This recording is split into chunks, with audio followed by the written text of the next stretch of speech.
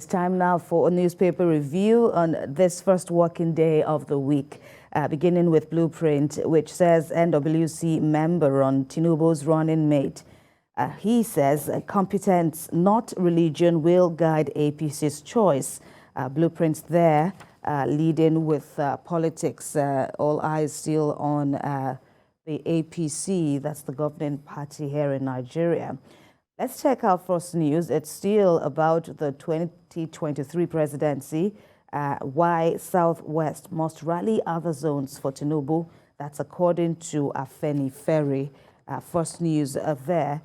Of course, it is a slight twist for this Nigeria, turning its attention to the situation in the PDP.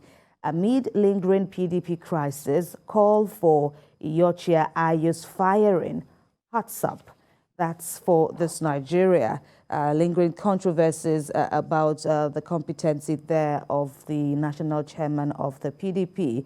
It's also a slight twist for the nation. Next, as we see, PDP crisis, Atiku forecloses discussion on office sharing. That's for the PDP's flag bearer there, said she will be foreclosing discussion on office sharing. Let's go to the Punch, still on the PDP, as the main opposition orders panel to beg Rivers State Governor Wike drop Okowa. Governors Loyalists insist ex-VP's prize for picking Okowa over Wike may be to lose. Ex-VP's prize for picking Okowa over Wike may be to lose. That's according to some representatives and other stakeholders there. Now to the Daily Times. Recovered 1.8 billion naira. That's the big story there. Recall Buratai for investigation. That's according to the PDP tasking President Muhammadu Buhari. Daily Times there, of course, that story broke last week about an alleged 1.8 billion naira. And now Buratai is an ambassador. It's been said now to the president now that he should be recalled.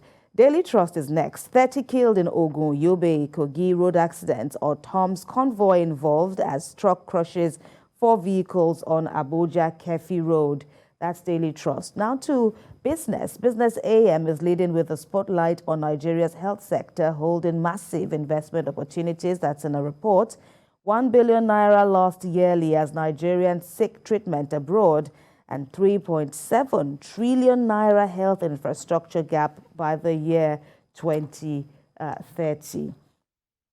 Daily Independent. Applicants grown as international passport scarcity hurts travel plans. Nigeria still prints document in Malaysia 15 years after. And the source says corruption affecting printing document in Nigeria. Let's go to Abuja Inquirer. Outrage over the Abuja Municipal Council's directive orders recreational parks to close at 7 p.m. But others are saying that Abuja is a secular state and directive is anti-business. That's according to tourism operators. Nigerian News Direct is next. National Assembly to convene stakeholders meeting over unresolved AMCOM debts. That's for Nigerian News Direct. Let's check out The Guardian next. Stakeholders fear Lekki Seaport will replicate Apapa Pains. Stakeholders fear Lekki Seaport will replicate Apapa Pains. For Business Day, Nigeria H2 economic outlook dims as headwinds mount. Business Day. Now, and outside Nigeria, The Guardian UK has an expose titled Children of Lone Parents Hardest Hit by Era of Tory Austerity. Of course, Boris Johnson's cabinet, Boris Johnson, the Prime Minister in Britain, facing cabinet backlash over pension. For Financial Times, Labour will fight Johnson over Brexit effects. That's according to Labour leader Keir Starmer, who is said who is quoted there. And for Saudi Gazette, that's our final paper at this time, King Salman makes several new appointments. That's Saudi Gazette there in the Middle East. So let's turn our attention back to the intrigues in this interesting political season here in Nigeria. Okay, looking at the PDP. The last has still not been heard in the PDP matter. Of course, it has since extended to the capacity of the chairman, Iyorchia Ayu, to, steer the affairs of the party at this time. Now, in one hand, we're hearing that they still want, some quarters are still asking that they go and beg the River State Governor, Wike, and drop Okowa several weeks after Atiku Abubakar made his choice now on his running mate, and some predicting that it may just be a ploy for him to lose. If I quote the Punch now, well, ex-VP's prize for picking Okowa over Wike may be to lose. Interesting viewpoints there. Well, people will come with all kinds of opinion, but what strikes me about it is that there is still a search for the right tone for reconciliation in PDP. If you see the headline of The Nation today, it says that the man has foreclosed any possibility of sharing offices. What he should have done was to keep quiet and allow reconciliation to take place underneath, rather than busting out with rhetoric of division and rhetoric of tension. So that is what is going on now. And I think that the PDP has its job cut out for it in trying to reconcile the various parts of it. Wike is said to be abroad. Some people said he had a meeting with the APC candidate, and Atiku has been abroad for a while, and the house was burning, and he's still holidaying. He's still being shown in shorts and shirts, as if to say, just like Nero, who was busy entertaining himself while Rome was burning. So we'll see whether I will be able to bring the party together. There is a party of egos, and when you have egos together, you don't mollify them by being intransigent. And that is what I think he's doing so far. But you cannot bulldoze your way in a sea of giants. You get drowned, no matter how big your ego is. We did see him after he emerged as the party's flag bearer, visiting all his hitherto opponents. Of course, Wike his silence was very loud, even up till now. It's really interesting how the Atiku camp now could get to be quoted at a time when, some would say there's fire on the mountain in the PDP, and one wonders how it will all pan out for the party indeed. Politicians cannot and can never be trusted. We don't know if these issues are for real or if they can be resolved a few months just before the elections. We never can tell. I think I'm happy that Atiku has finally made a move to at least address some of these issues, because we have called him out on the breakfast show consistently for, I think, for a week or two now. And we're a bit concerned that as the main opposition party, we expect that the party should be doing better. We expected that, as the flag bearer of the party, he should also take the lead and show leadership and all of that. So it's good to finally see him make this move. And just as Sam has said, it appears like a party of egos. I'm wondering why a committee, I think a committee has been set up to investigate or try to reach out to the River State Governor. I think the BOT chairman or so was the one who considered that committee and all. It doesn't cost Atiku anything to use his private jet, which I think there are more than one. Go to Port Harcourt and say Wike. It doesn't cost him anything. There's nothing there. So I feel that he needs to do more.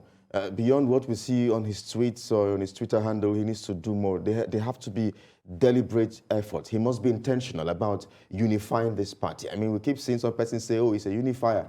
As a matter of fact, a former Senator Gino Melaya said, look, Atiku is married to an Igbo woman, a Yoruba woman, and so and so. He even prides himself. He even prides himself at calling himself a true Nigerian. That for me is like the biggest comedy in very recent times. But look, we need to show more. If you say you're a unifier indeed, I expect that immediately after the primaries, you should have made efforts to reach out to all the aggrieved aspirants who, couldn't make it, who couldn't pick the ticket. And we all mentioned the fact that there was an election in Ekiti State. It was nowhere to be found as compared to the APC flag bearer. There's another election in the next maybe 1 week or two in Osun State. The gubernatorial elections is there as well.